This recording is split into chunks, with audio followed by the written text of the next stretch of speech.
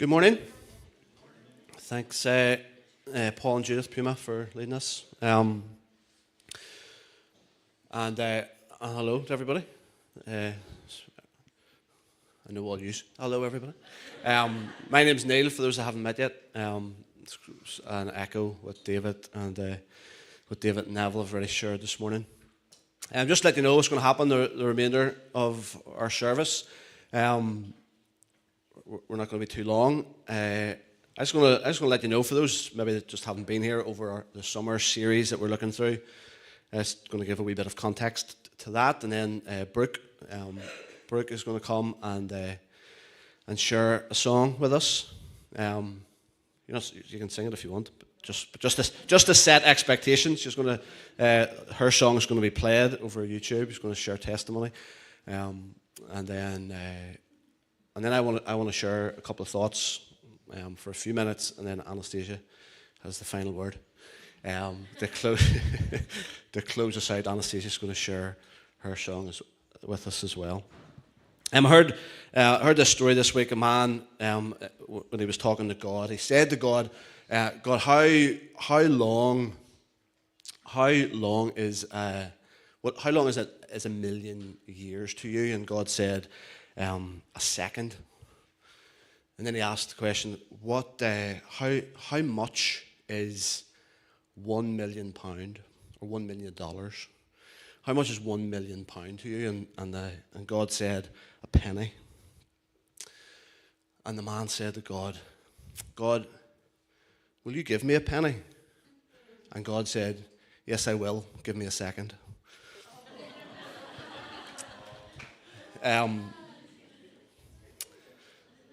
That didn't happen, by the way. That's not a real story. For our American friends, I set the bar really low so that the rest of my time can only go upwards.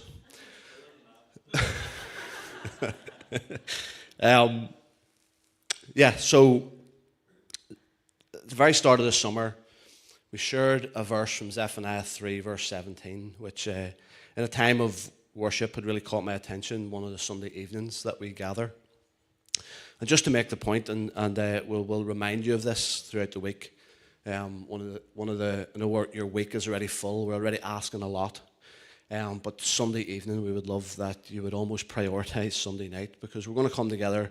The team arrive in from Canada tomorrow. And so we're going to be even more full, and it'll just be amazing to finish off our week next Sunday night at 6:30, just with a time of worship. And so please make a point of being here for that. We're really looking forward to closing out our week, giving thanks, because we're already believing that we're going to have lots to give thanks for. Zephaniah 3:17, it says that the Lord your God is with you, speaking of his presence. The Lord your God is mighty to save, speaking of his power. Trying to be like David, speaking well for those our American friends. He will take great delight in you. And it goes on just to speak of his passion. And I just love this verse, and I continue just to love this thought that he will take great delight in me. And for each one of you this morning, that's how he sees you this morning as you worship. He takes great delight in you. He's with you, and he's mighty to save, and he takes great delight in you. In fact, he quietens over you with his love. There's something about you and who you are that when the Lord looks at you, it causes him to quietly reflect. And what causes the silence to stop is that he bursts out in song. He rejoices over you with singing. And so we've just been talking about how incredible it is and the gift of song. And we quoted from a famous scholar, Warren Wiersbe, who talked about the richness of the theology that is in our song, that is in our worship music. And so we've just given the opportunity to some people within our family just to come and share some of the rich theology from their favorite songs. What has caught me was I've just been so grateful for those that have come and shared, because not only have they shared like the rich theology that has reminded them of who God is, it's been littered with just some of the most beautiful testimonies. And so Mom and Neville and everybody else, I'll forget somebody, so I shouldn't have started even naming people. but just to every single person that's came up to share, just the testimony of the song. So not only the theology, but how the Spirit has used song as just a tool to bring life, to bring wholeness, to bring the reality of his presence in the most in times of greatest need, and so I've just so appreciated that. So those that are here with us that haven't been following through over the summer, that has been our heart and our intention over the summer. So Brooke, do you want to come and share testimony, share what, like, this song that then the guys at the back will play over the video, and then I'll come back up. Thank you so much, Brooke. Good morning. Greetings from America. I'll try my best to speak slowly, I think, but I'm not going to guarantee that. So just a little background for this song. I brought my phone up because I did take a few notes. I gotta get it. Okay. So the verse that I've been clinging to in this season of life is Psalm 18:2. The Lord is my rock, my fortress, and my deliverer. My God is my rock, in whom I take refuge, my shield and the horn of my salvation, my stronghold. When I was younger, or in my early 20s, when my husband and I were just married and life was very easy, I was at a place in Kansas City where we prayed all the time. It was a 24-hour prayer place, and so I felt very holy and very wonderful about myself. It was very easy to be close to God, it felt like, in those seasons, or what I thought close to God felt like. So I felt like it needed to be a prayer closet. It needed to be deep. It needed to be, the Word. And all those things are wonderful, and they were a great foundation for my life. But then we had children, and they are a great blessing. I love them. I had 3 in 3 years. So if that tells you how much my life changed quickly, I had a 3-year-old, a 1-year-old, and then a newborn. And so my prayer closet changed. And I thought that was the hardest it was going to get. That was very difficult. My prayers were like, keep her safe. Oh my gosh, baby here. And it just looked very different. Like, Jesus, help me. Jesus, help me. Okay, protect them. It was just very different. And at the time, I thought that was as hard as it was going to get. And everybody warned me about, having teenagers. And I thought, yep, that'll be hard. And then about 7 years ago, the Lord led my husband and I to do foster care. And in that season, the Lord also, he brought into our home a little boy named Isaiah. And he was 3, almost 4. And he became our son, so we adopted him. I was not ready for the trials and tribulations that came. Thus far, it has gotten a bit better, a wee bit better. I think you guys say "we" a lot. But the life of a foster parent and an adoptive parent to a child who was as abused as my son was has now changed my prayer life even more. My prayer is, Jesus, help me not say that. Jesus, help me not do that. Jesus, help me. Jesus, help me. Jesus, help me. It is the most desperate season I've ever been in. I don't know when it ends. I'm in it. So if you want to, I'm in this. I'm not speaking like this is over and here's my good news. I don't have that for you. But what I can say is that the good news means a whole lot more, the good news of Jesus. And so this song that I'll read a few of the words. And Tiffany asked, does anybody have a song? And I was like, I don't really listen to music, but I don't listen to a lot of radio music or Christian worship all the time just because this is my life. I just listen to a lot of podcasts and I drive for work and whatnot. But there was a time with Isaiah where he was in his room and my husband, I have married a saint. He is the most wonderful man I could imagine. He's very patient and kind with Isaiah. But we had both hit our wall where it was like desperation. I don't know what to do anymore. He was in his room. He broke his door down. Every word you can ever imagine that could be said was said. A lot of I hate yous. And just this had happened 3 times that day, 4 times the next day. 5. It just seemed to never be ending. And we thought we had been in a decent place with him where things were getting a little bit better. And so when I say I was desperate, I mean I took the car and went for a wee drive to see if I could calm myself so that I could go relieve my husband, who was physically restraining our son so that he would no longer hurt himself or anyone else. And the song that came on was called Yet. And when it came on, I was like, okay, whatever. Maverick City music, awesome. They're great. Love them. But the first three lines of the song had me wrecked, and I don't get wrecked very often. It's very hard for me to cry. It's very hard for me to get very emotional just because of some of the numbness that comes with parenting a very difficult young man. And so the first time I heard this song, the first few lines hit me for me, and it says, God, don't give up on me yet. I know I'm not your best bet, but I'm trying, so don't give up on me yet. As a parent, I'm sure most of you can relate, but as a parent of a child who was not born to you, but also has screamed from the top of their lungs how much they hate you and how they hope you die. I mean, all the things. And I have said to God so many times, I'm really trying. This is the hardest. I'm trying so hard to do this, and I don't know what I'm doing. And my husband and I are like, we are literally just trying to keep him afloat, to keep our family afloat, stay sane, not have, we have DHS, Department of Human Services. We don't want them called on us. Like we just want to stay afloat. And so I'm bawling, trying to drive.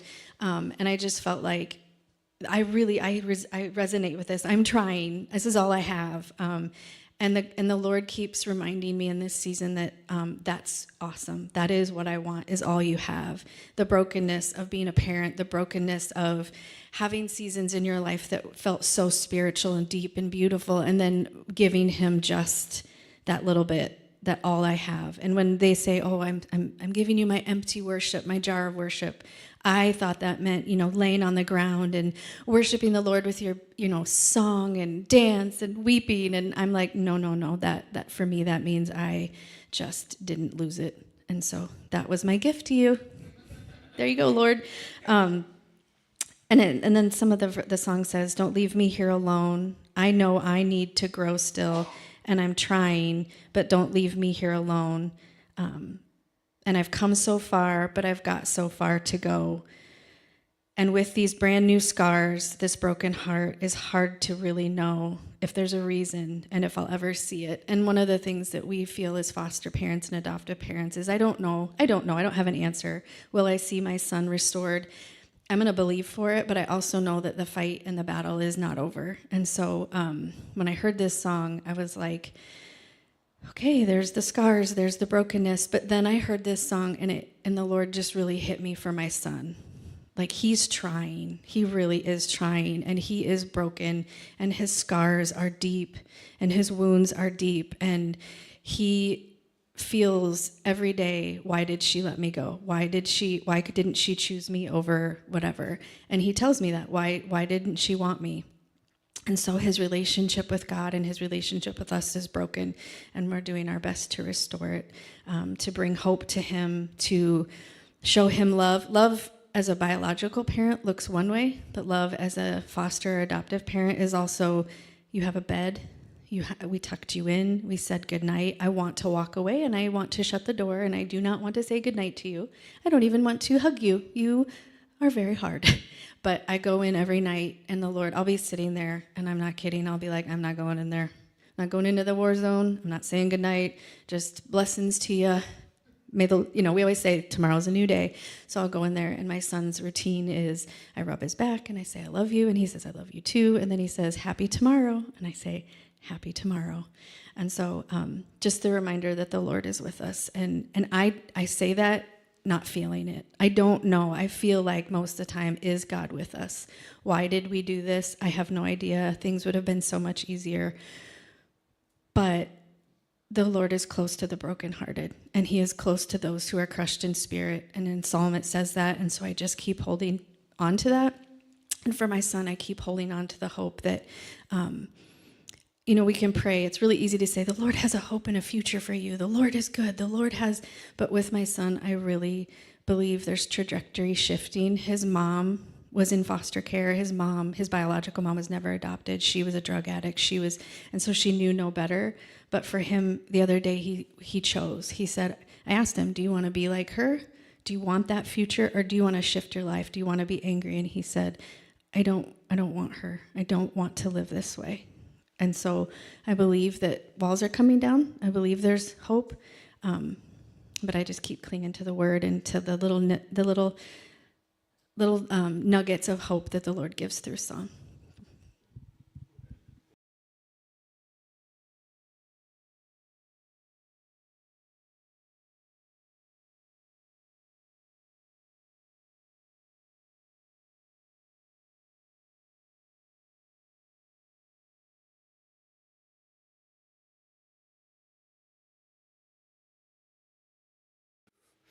Praying for you and standing with you guys.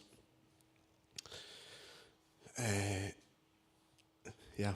So I hate transitioning from this because I don't even know how to do it well. But let's just do it. I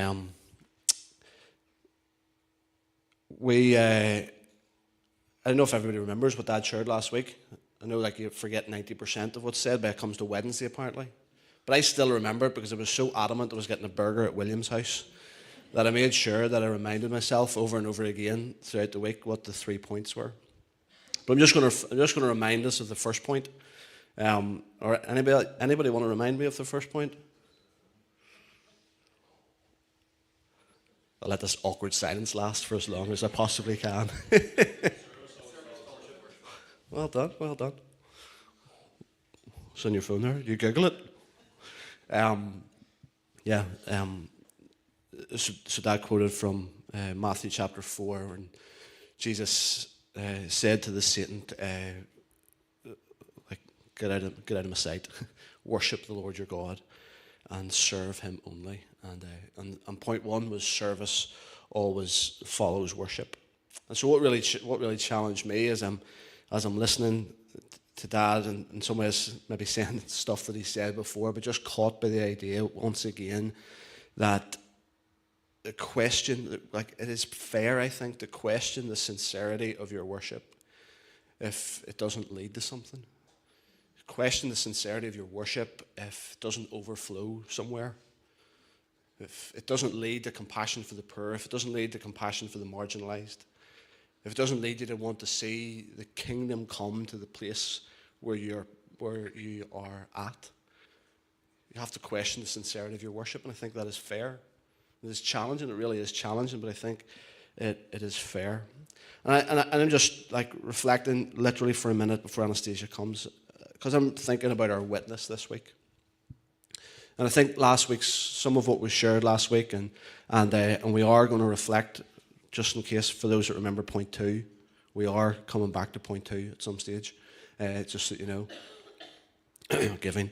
But our witness, we're thinking about our witness this week. And Amy's reminded us of all that is going on, the opportunity that we have got to invest and sow into the lives of so many families and children and young people within this community. It is a gift.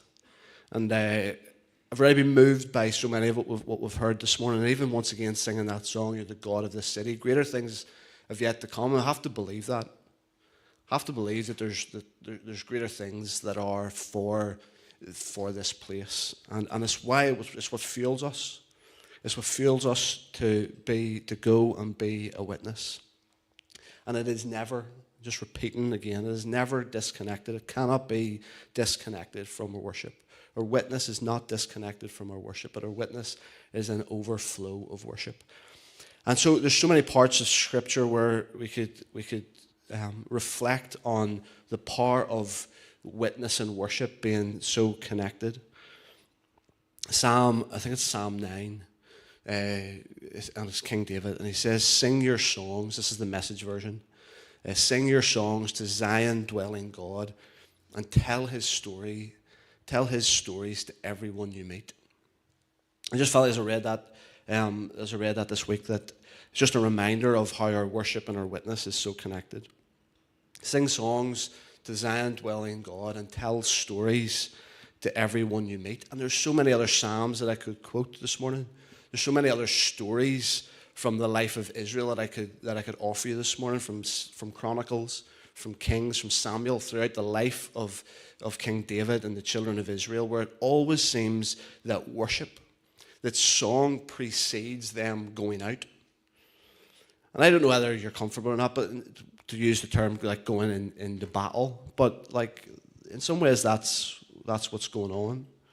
We're not going to do exactly what King David and his army did, but there's something I think about the principle of worship and singing of songs that precedes us going out. And so again, there's other places that I could go, but 2 Chronicles 20, verse 21, I guess, is one of the places that caught my attention more than most. And they said, verse 21, after consulting the people, verse 20, sorry, have faith in the Lord your God and you will be upheld. Have faith in his prophets and you will be successful. And so after consulting the people, Jehoshaphat appointed men to sing to the Lord and to praise him for the splendor of his holiness, and they went out at the head of the army, singing, give thanks to the Lord, for his love endures forever. And so there's maybe more that we could talk about this, but I just love the image of the fact that those are being sent out into battle, those are being sent out and essentially here, literally into war.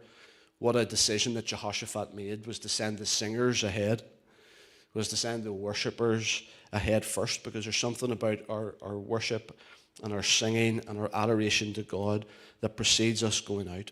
And so that is, I think, really important. And I just, as we think about this week, we're just going to bookend it all with worship. We're just going to bookend it all with singing songs to God. Give thanks to him because his love endures forever. And the reality, the truth of it is, as much as we maybe don't feel like it, what we've sang already this morning, we are the hope on earth. We are the church.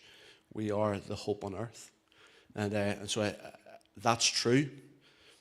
I guess what sort of hope is it that we are offering to those that we're going to witness to? And so this idea of just singing and worship just continues to resonate, continues to be so important, and heard already a beautiful testimony of that.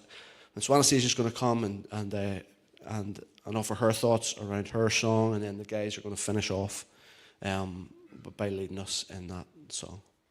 Anastasija, thank you. Come on. So I don't really have a favorite song. I think I always have a different song that I listen to. But when Neil asked me about sharing a song, this one immediately came to mind. I first heard it about 7 or probably more even years ago, and it has always stayed with me ever since. And this song speaks to me of God's wholeness and greatness. It helps me to forget about everything happening around me, all the busyness, and it allows me to stop and focus solely on God and his greatness. When I listen to it, I stop thinking about myself and my problems and every little thing that's going around me. Instead, I just focus entirely on God. So why don't we take a wee moment to focus on him and his goodness now as we listen to it?